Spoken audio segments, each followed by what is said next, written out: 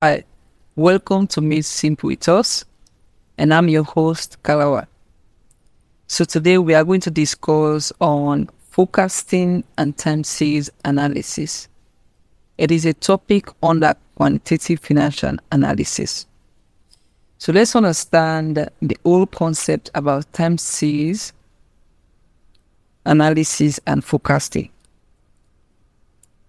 Forecasting and time series analysis are critical components of statistical analysis and predictive modeling used across various fields such as finance, economics. Forecasting and time series analysis are essential techniques in data analysis used to understand, model, and predict future value based on historical data. So they are saying that time series analysis show how data change over time, and good forecast can identify the direction in which the data is changing. So let's take a scenario of a business. So this whole topic is about that. Let's say you are doing a business or you are running a company. So that particular company organization wants to focus on the sales. It could be sales. It could be the production.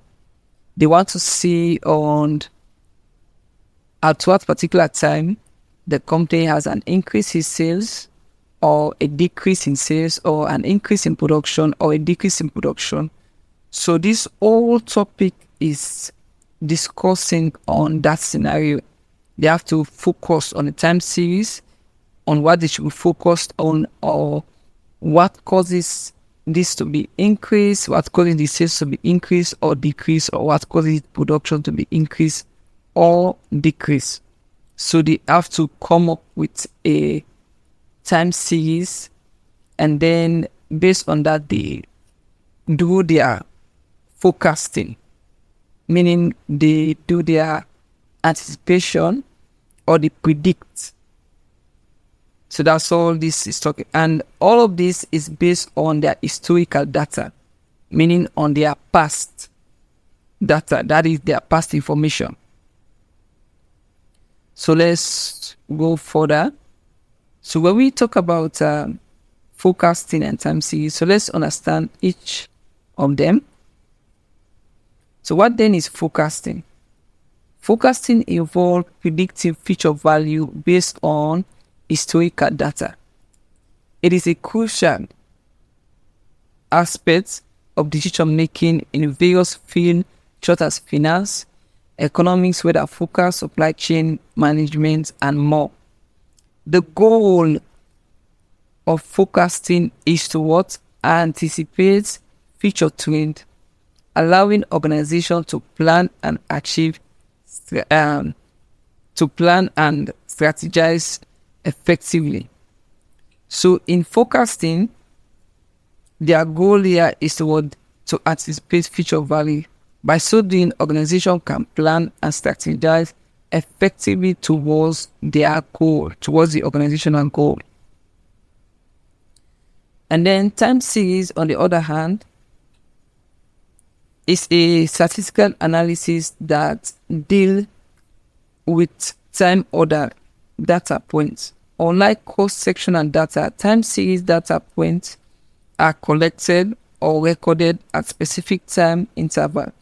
Time series analysis help in understanding, take note, the underlying pattern, trend, seasonality, and cyclic behavior in the data. So this whole thing is saying that time series is actually the process in which you record data over a period of time. So this data could be of a sales data, production data. So that process in which you record the sales, the production, is all what is known as the time series. So understanding the time series, it helps you to know the trend, to know the seasonality and to see the cyclic behavior in the data. So there are 4 components in time series analysis. These components, they are very crucial for analyzing and forecasting data effectively. Here are the main components of time series. 1, we talk about the trend, the seasonality, the cyclical component, and then we have the irregular, or we say the random component. So let's understand this again. Time series analysis is all about what you understanding the data sets. So let me go back. Time series analysis is all about you understanding the data sets, while forecasting is all about predicting it. Once you understand the data sets, now you now forecast, meaning to predict, to anticipate. These are all similar words on forecasting. Okay, so these are the components. So let's discuss on each of these components. So the trend component. The trend components, they represent the long-term movements. The long-term movement in time series represent the long-term movement in time series. It shows the general direction in which the data is moving over an extended period. This shows what? The general direction in which the data is moving. That's why I said, for example, the data could be of a sales data or a production data. So the trend shows the general direction in which this sales or production is moving over an extended period. The trend can be of upward, downward, or we can say horizontal, or we call it no trend. So when we say upward trend, it means it actually indicates a general increase in the data. That is, it could be a general increase in the sales. Then when we say downward, it is a general decrease in the sales or production value over time. So horizontal, it means it actually indicates no significant increase or decrease in the data value over time. So the data here could be of a sales data or a production data. So the trend is the general direction.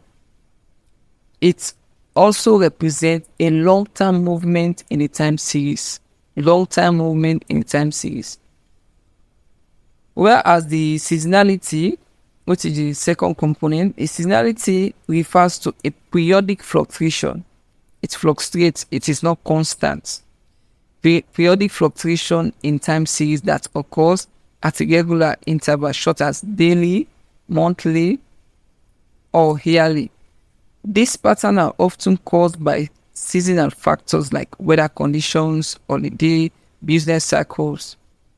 Example could be retail sales often increase during the holiday season and decrease afterwards. So the seasonality is actually a short-term movement, not like the trend. The trend is a long-term movement, but here it is a short-term movement. It fluctuates. It is not constant, and it's affected based on weather condition. It could be a holiday or a business cycle. So let's take example of an umbrella. We know the demand for umbrella during the season is at a high increase compared to the demand for it during the dry season. So by that, if you are that company that produces umbrella, you can notice that during the rain season, you have an increase in sales in umbrella. During the dry season, you have less sales or perhaps a more decrease in sales of that particular umbrella. So this is a short-term movement. It's not like the trend that moves in a very long term. So I hope we understand this aspect. So let's go again to the third one, which is the cyclical component. The cyclical components, don't mind me, they are long-term acceleration around the trend line that are not of a fixed period, but are often influenced by, these are the keywords here, they are influenced by what? Economic cycles, such as business expansion and contraction. Unlike the seasonality, which is irregular and predictable, cyclical variations are irregular and often span several years. Example could be economic recession and boom that affects employment rates over several years. So they are saying that the cyclical components, they are medium. Okay, let me put it that way. They are medium time changes caused by factors of economic recession and boom. So the cyclical components, they can be of either short term or a long term, based on the economic recession and the boom that may affect employment rates over several years. So they are not like the seasonality or the trend. Yeah, there is a different movement. Now the short-term movement of that particular sales, or let's say that particular production, is based on the economic power of that particular environment or that particular youth's employment. It's based on that. It's not constant. It's based on other factors. It could be of a business expansion or business extraction, whatever the case may be, but it's not constant like we have for the trend and seasonality. So now let's take the final component, which is the irregular, or we call it the random component. The irregular component, which is also known as the noise or residual component, capture the random variation in time series that can not be attributed to trend, seasonality, or cyclicality. These are unpredictable and do not follow a pattern. Example could be sudden market crash or natural disaster that impact data unpredictable. So they are saying, just like the name implies, the irregular or the random components, here it is actually caused by events such as war. It could be war, it could be fire outbreak, or changes in government. It's not constant. In fact, the random component is actually not included in the time series analysis because it can cause by natural disaster. It's unpredictable. Because it's unpredictable, you cannot forecast for this. You cannot forecast that, okay, within these years to come, natural disasters, earthquakes could occur. So it's unpredictable. So in that case, it is not included in time series. So you cannot forecast for this. You cannot focus. You can focus on a trend. You can focus on seasonality. You can focus on cyclical, but you cannot focus on a random or irregular event. Those natural events, you cannot focus on this. So it cannot include them in time series analysis because they are unpredictable. It's not something you are going to anticipate for or you put focus on. No. For the trend, for example, you can say, okay, the rainy season is fastly approaching, so let's increase the production. Let's increase more of umbrellas because you know that during the rainy season, we are going to have high increase in demand for umbrella, and that will increase in the sales. So for this one, it's unpredictable because maybe during the rain season also, earthquake could take place. It's not something you planned for, it's not something you prepared for. So this one is not included in time series analysis. So these are the 4 components of time series analysis. We talk about the trend, we talk about the seasonality, we talk about the cyclical components, and the last one, which is the irregular or the random components. So now let's move on to the step in time series analysis. So after we have already grasped the general knowledge about time series analysis and forecasting, there are steps you must follow in actually focus on the particular data you want to draw attention to. So one of the steps is saying that we must collect data collection and pre-order, and 2, exploratory data analysis, and 3, model identification and selection, and then the final step, we do our forecasting. As I said earlier, time series analysis is all about understanding the data set, whereas forecasting is all about predicting it. So after you collect, you've done your data collection, and then pre-order, exploratory data analysis, model identification. The model identification is talking about which method you may want to use. Like, we are getting there, which is the technique. It could be linear regression, or we sometimes call the least square regression, or it could be moving average method, whatever the case, before you do your forecast. So let's understand, how do you gather this data? So data collection and pre-processing, we say you gather data from relevant source. It could be from a past data. Past data could be daily, weekly, monthly, or yearly information. So before you do your prediction, before you do your forecast, you need to get historical data. That's what they are saying, the past data, historical information, so that you can do your forecast. And then handling missing values, outliers, and performing necessary transformation.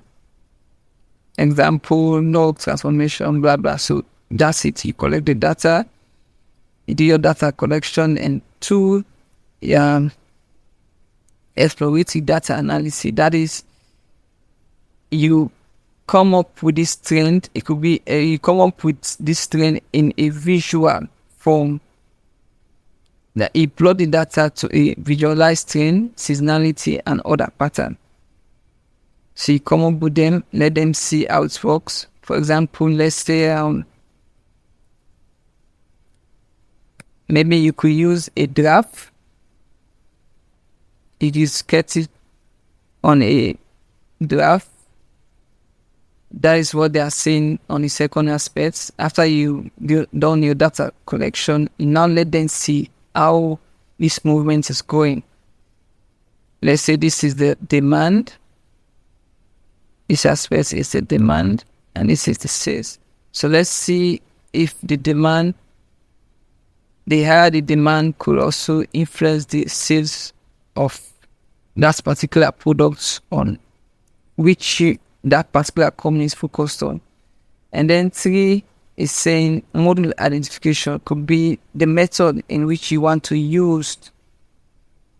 That is what evaluate the model performance using testing data sets and accuracy metrics. Refine the model if necessary, and then the final step, we do our forecast. So these are the 4 steps you must follow in time series analysis. 1, let's go back. We see data collection and pre-processing. 2, exploratory data analysis, And 3, we say model identification and selection. And the final step, we do our focus steps. So these are the 4 steps. And so let's now move on to the types of forecasting. Basically, we have so many types of forecasting based on what you want to forecast. But for this level, we can only limit ourselves to these 3 types of forecasting. 1, we have short-term forecast, long-term forecast, extrapolation forecast. So when we say short-term forecast, as the name implies, they focuses on predicting events of value over a relatively short period, typically ranging from few days to a month. Take note, these types of forecast is particularly useful for making immediate optional decision, such as inventory management, staff levels, and daily sales projection. These are forecasts concerning the near future. They are characterized by few uncertainties and therefore more accurate than distant future forecast. So they are saying the short-term forecast, it is a prediction that is actually focused on a typical. That means it could be from an immediate operational decision, such as inventory management, staff level, and daily sales. So in this forecast, you can focus within from a few days. Short-term forecast, as the name implies, they focus on a short-term basis. The sales you have on a daily basis, and the production you have on a daily basis or a monthly basis, but it is not more than a month. It could be of a quarter, maybe 3 months, whatever the case may be. Whereas the long-term forecast refers to the process of predicting future events or conditions over an extended period, typically ranging from months towards year. These types of forecast is used in various fields, include meteorology, economics, business, and environmental science. These concern the distant future. They are characterized by more uncertainties than short-term focus. So I hope that one is clear.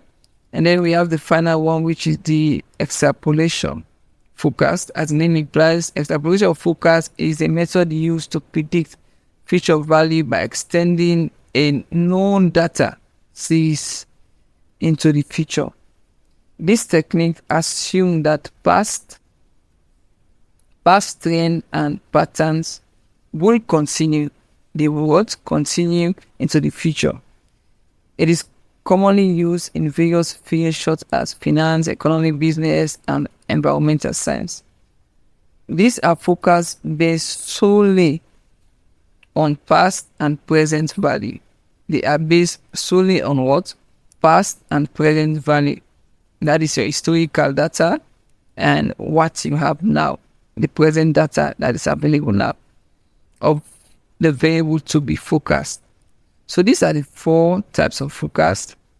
And I'm your host, Kalawa, and this is Madesimplewithus.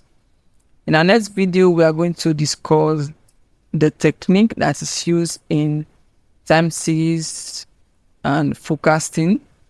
That is, they are using 2 main techniques, which are the moving average and the least square, or we can say the linear regression method.